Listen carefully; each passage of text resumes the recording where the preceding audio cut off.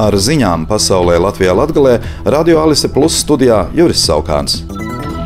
Arābu līgas ārkārtas sanāksmē Kairā 22 dalību valstu ārlietu ministri brīdinājuši par katastrofālām humanām un drošības sekām, kuras radītu Izraēlas un grupējuma Hamas bruņotā konflikta eskalācija.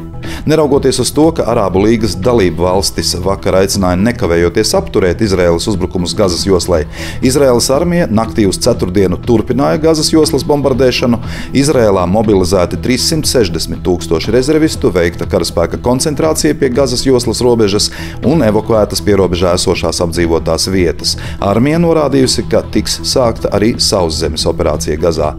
No Izraēlas un palestīniešu teritorijām tiek evakuēti tūkstošiem ārvalstu pilsoņu, Gazas joslā savas mājas atstājuši jau ap 339 000 iedzīvotāju. Latvijas Saeima šodien pieņēma paziņojumu, kurā pauž stingru atbalstu Izraēlai, uzsverot tās tiesības un pienākumu saskaņā ar starptautiskajām tiesībām aizstāvēt sevi pret vardarbīgiem un masveidīgiem uzbrukumiem. Krievija ierobežojusi Ukrainas pilsoņu ieceļošanu valstī no Eiropas Savienības.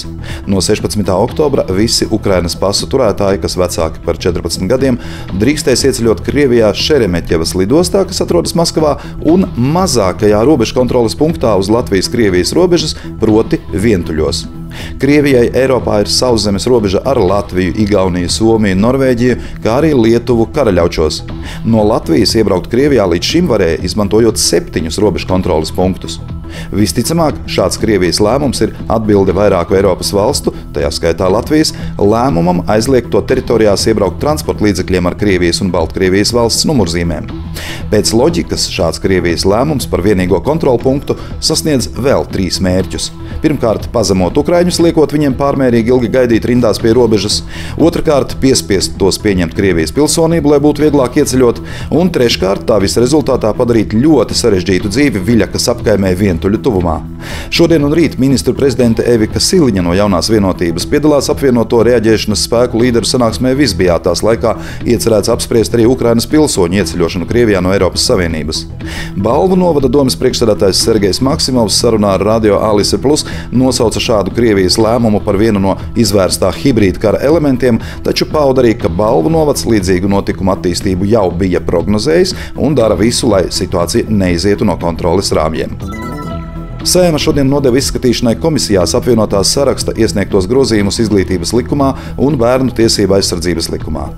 Tas izglītības iestāžu personālam piešķirtu tiesības aizdomu gadījumā pārbaudīt skolēnu personīgās mantas un ierobežot vai aizliegt mobilo telefonu un viedierīču lietošanu skolā.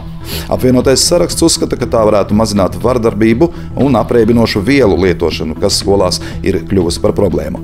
Partiju apvienība atsaucas arī uz UNESCO jūlija ziņojumā rosināto mobilo viedierīču aizliegšanu izglītības iestādēs, pamatojot to ar sliktiem lasīt prasmes rezultātiem sākuma skolas posmā un traucēšanu koncentrēties mācībām.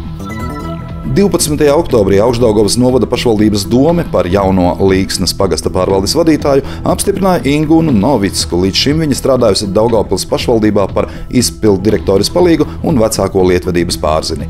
Līksnas pagasta pārvaldes vadītāja amata pienākumus Ingūna Novicka sāks pildīt 16. oktobrī. Dabas aizsardzības pārvalde sākusi meža dabiskošanas plānošanu Krāslavas novada Anzeļu pagastā, lai mazinātu sadrumstalotās mežaudzes un veicinātu bioloģisko daudzveidību Rāznas Nacionālajā parkā. Pat labam šajā teritorijā sadrumstalotās mežaudzēs līdzās nogabaliem ar noteiktām dabas vērtībām piekļaujas stādītās vienlaidus egļu audzes ar ievērojumu mazāku bioloģisko vērtību. Ar ziņām studijā bija Juris Saukāns. Par ziņu raidījumu Ziņas bez robežām pasaulē Latvijā Latgalē saturu atbildes Alise Plus projektu finansē Mediju atbalsta fonds no Latvijas valsts budžeta līdzekļiem.